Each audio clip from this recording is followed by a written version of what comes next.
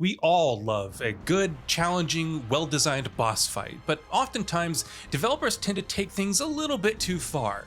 Every so often, we come across bosses in video games that, for a variety of reasons, end up being way longer than they should be.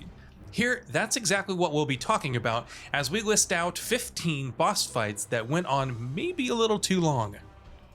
NYX, Persona 3. Persona as a franchise is known for having an abundance of boss fights that last quite a long time, but NYX, the final boss of Persona 3, is easily the one that stands out in memory the most, and for good reason too. NYX has 14 phases in total, each with its own unique attacks and weaknesses. Each has a sizable chunk of health, and some of these can be pretty tricky to take down, especially in the final phase. All in all, NYX takes a long time to go down, and if you die partway through, well, you're just gonna have to restart the whole boss fight. Yasmat, Final Fantasy XII. Final Fantasy XII, like all games in the series, has plenty of super secret bosses to hunt down, and the most ridiculously overpowered one, maybe even across the entire series, is Yasmat. Part dragon, part unicorn, this thing is an absolute nightmare to deal with. It has a whopping 50 million hit points, which means killing it is guaranteed to take a while. On top of that, when its health falls below 50%, the game puts a significant cap on your damage output, prolonging the fight even further. Yasmat can also cast spells that completely heal it and deal devastating damage with several attacks, all of which is to say, it can, and does, literally take hours to beat this guy. More so in the original than in the Zodiac Age though. Pandemonium Warden, Final Fantasy XI. We're not done with Final Fantasy just yet. Final Fantasy XI was the series' first MMO outing, and in many ways, that game combined the series and the genre's worst tendencies. Take the boss fights against the high notorious monsters, for instance. Both of these were a nightmare, especially at launch, but the Pandemonium Warden in particular was a ridiculous boss. It had 20 different forms, each with sizable pools of health. It could summon other enemies with decent HP bars of their own, and of course, it dealt its own significant damage as well. Players would go for hours upon hours upon hours and still be unable to beat him. Things eventually got so bad that for the sake of the health of the players, Square Enix had to significantly nerf the boss fight. Ansem, Kingdom Hearts. If you love a dramatic ending, Kingdom Hearts is the game for you. Sora's final encounter against Ansem is an absolute roller coaster that just keeps on escalating and throwing new things at you. The fight itself has various phases, ending in a final battle against Ansem's last form, a monster called the World of Chaos, while there's even a short duel against Sora's dark side as well. All said, it can take quite a while to see it through to completion.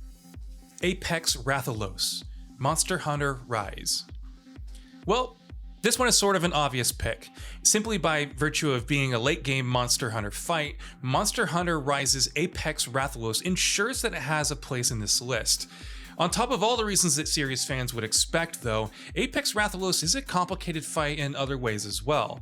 It has a massive pool of health for starters, but much more dangerous are its attacks, all of which are extraordinarily aggressive and deadly, and many of which can do damage over large chunks of area. Plus, of course, it runs across the entire map, which can prolong things even more. ISSHIN ASHINA, SEKIRO, Shadows Die Twice. SEKIRO Shadows Die Twice is brimming with grueling boss fights that demand perfect mastery and hours of retries before you're able to best them, but even in that group, ISSHIN ASHINA stands tall.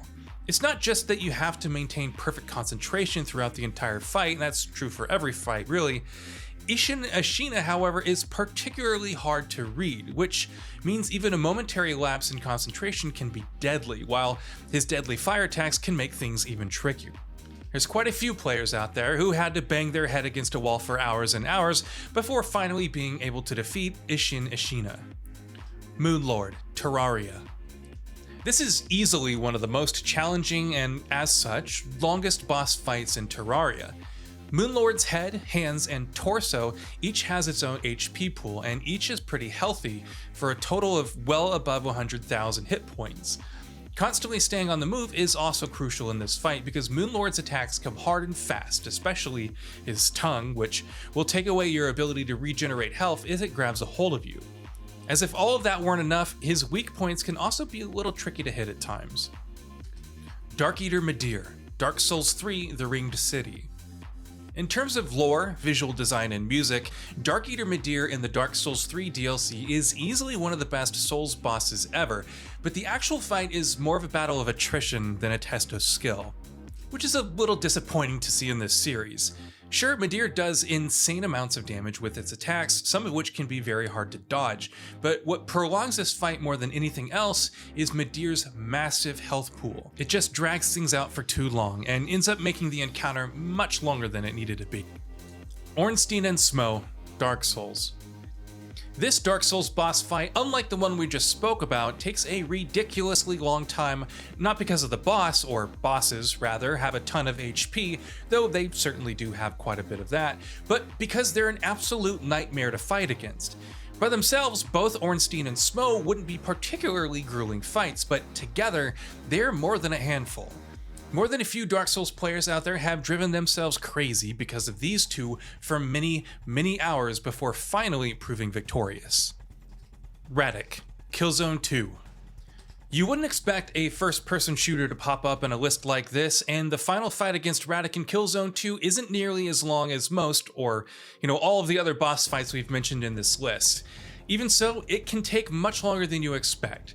It starts out with the increasingly difficult waves of enemies coming at you, and culminates in a fight with Radec himself, who can be just as deadly from long range as he is from short range. On top of that, not only does he have tanky armor, he can also teleport and temporarily make himself invisible. So, yeah, it's not exactly a cakewalk.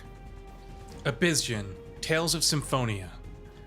Easily one of the most frustrating boss fights in the entire Tales series. ISSHIN is an extremely tricky boss. Not only does he scale to your level, which means the more you grind, the more powerful he gets, he also has the ability to mimic your spells and abilities, on top of several deadly ones of his own. It's a long and arduous boss fight, and what makes it even worse is that even getting to it is an annoying process, because you have to collect various items scattered throughout the game. Thankfully, this boss fight is optional, so players have the option of just, not dealing with it. YGGRALITH 0, XENOBLADE Chronicles X. YGGRALITH 0 is a world boss, which means that it's an enemy that every single XENOBLADE Chronicle X player is fighting against. It has literally millions of health bars, and each time a player defeats it, one of those health bars is depleted. It's essentially a battle of attrition, expanded to a ridiculous scale to the extent that completely killing YGGRALITH 0 can take as long as up to a week, and even that can vary depending on how many players are playing the game and fighting the boss. Boss Rush, OKAMI. Well, of course, this was going to be in here. OKAMI's final boss fight against Yami is long and challenging enough in and of itself, but of course, before that, there's a massive boss rush sequence in which you have a sequence of rematches against every previous boss in the game.